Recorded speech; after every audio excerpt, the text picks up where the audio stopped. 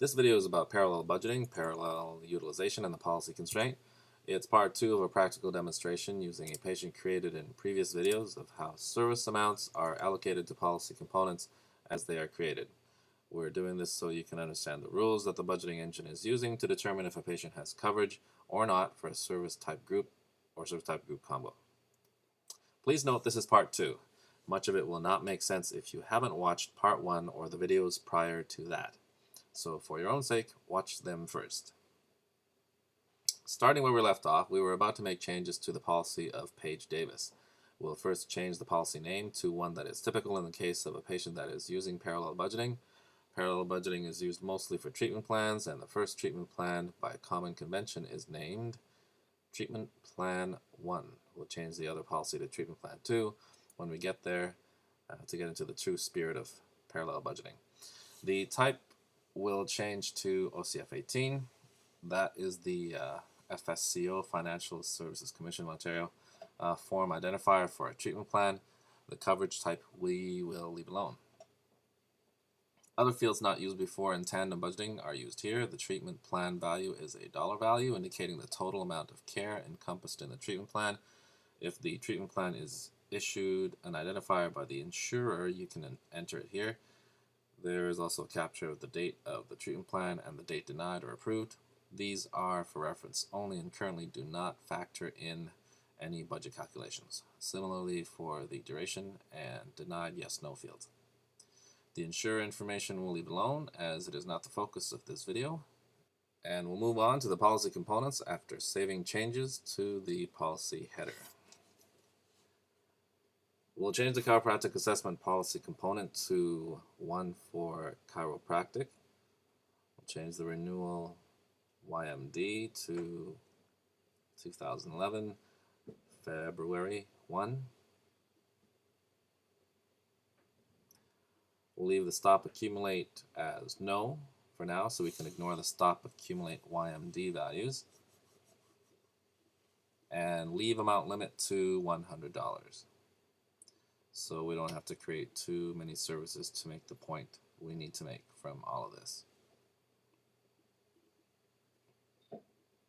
We'll select the document type for this policy component so that we will be required to load a document of that type, MD for chiropractic, in order to create services for chiropractic service type group. For the massage and physiotherapeutic policy components, we'll set the limits to $100 each as well.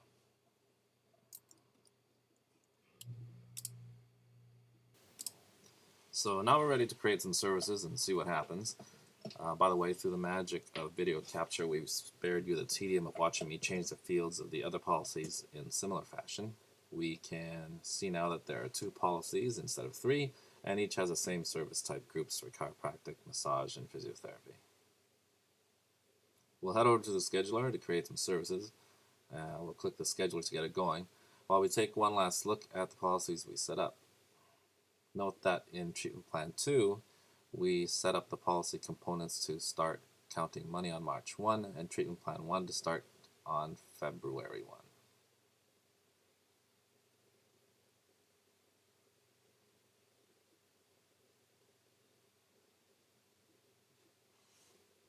Now in the scheduler, we'll navigate to February and create a booking for Page on the 2nd with the chiropractor.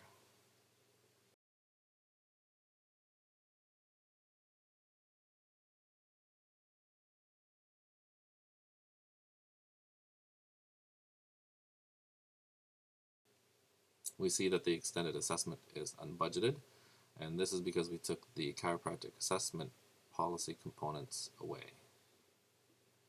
We want to render chiropractic non-assessment service, so we put a chiropractic service type in the patient's short list of service types. Now we see it appear on the list of service types, and we notice that it too is unbudgeted. Some may wonder why. Others will instead click on the unbudgeted indicator and start reading. The budget details are revealed. For booking on February 2, there are 2 policies being considered. Colligo is looking for ways to fund the chiropractic service. It looks into the policy called Treatment Plan 1 first. It looks at the component for service type group, DC, which is chiropractic, and it discovers that the service type is unbudgeted due to missing prescription. And it couldn't find funding for the service type in either of the policies. So we have to address the unbudgeted by prescription problem. We didn't load up a document to address the requirement for an MD for chiropractic, so we'll do that now. Head over to the document section of the patient summary, and we create an upload.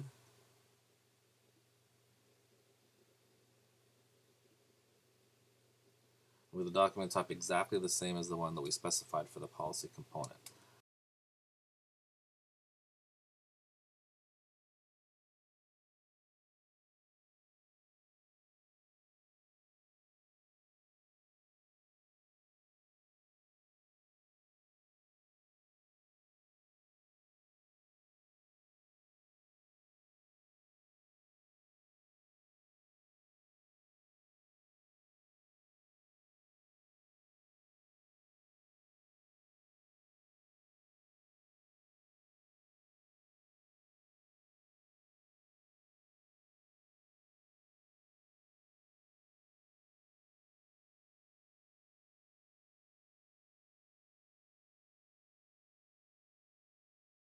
And then we proceed to upload the document. A document upload dialog pops up. Just have to choose some sort of file. Let's say that this is the prescription. We upload the file. And it gives us details about the file, so it must have succeeded. If you uploaded the wrong file, you could go ahead and delete this one and replace it with another. And at some point, perhaps later when the prescription expires, that will have to happen. Someone will have to delete this one and then upload another one. So now when we go back to the booking, we see that the service type is budgeted. Let's create a service for February 2.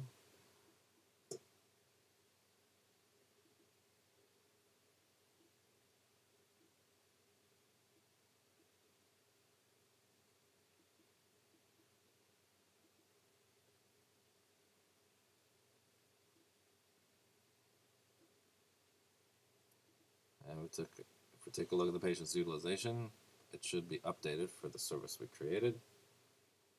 Do a search and a select.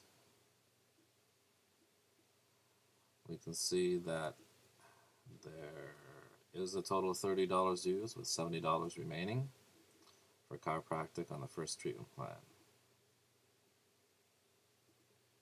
So now we'll proceed to create more services on consecutive days. What we're looking for is what happens when we bill past the $100, which should be 4 services at $30 for a total of $120.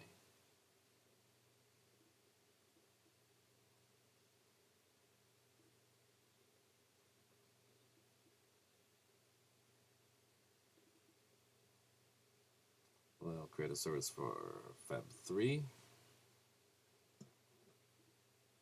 Its service type continues to be available on February 3.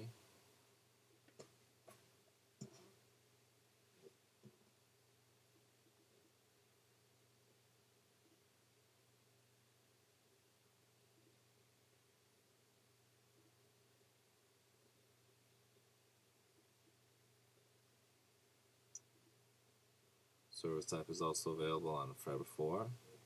This should be the 3rd service we'll create for a total of $90.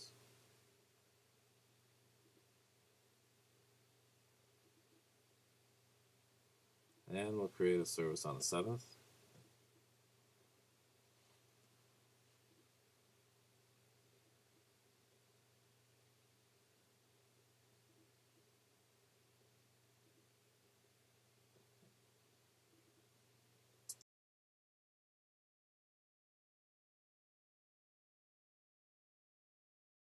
Service type is still available. As soon as we create it, it becomes unbudgeted, as you can see from the indicator.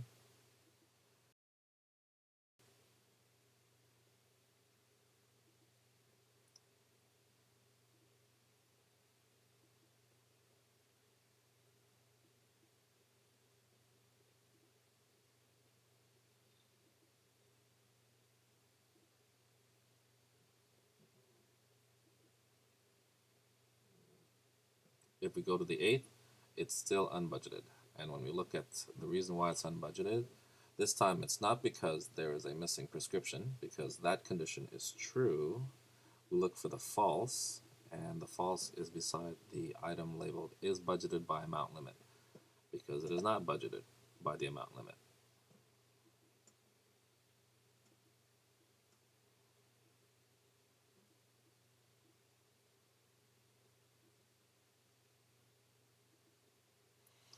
So let's take a look at the utilization. Do a quick search for Davis again. And we see that the limit was breached on February 7th. So how do we solve this problem? We have to somehow tell the first treatment plan to stop counting after the $90, and we need the second treatment plan to start counting after the $90.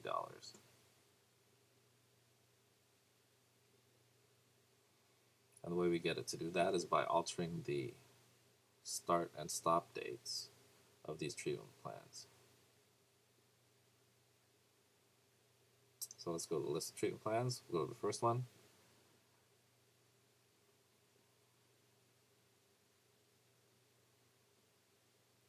We'll set the stop accumulate to yes.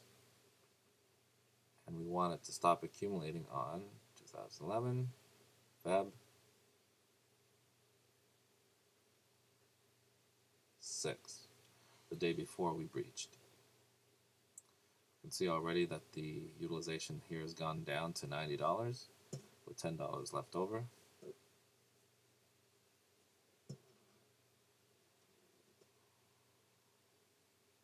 Now we can go to the other treatment plan and set this one to start counting service amounts at Feb 7th. Update, and we can see that a $30 charge is now on this treatment plan.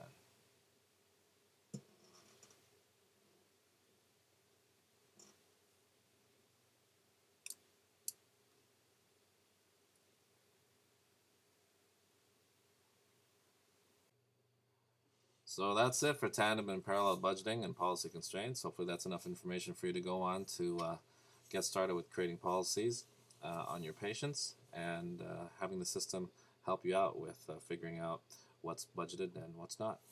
Good luck.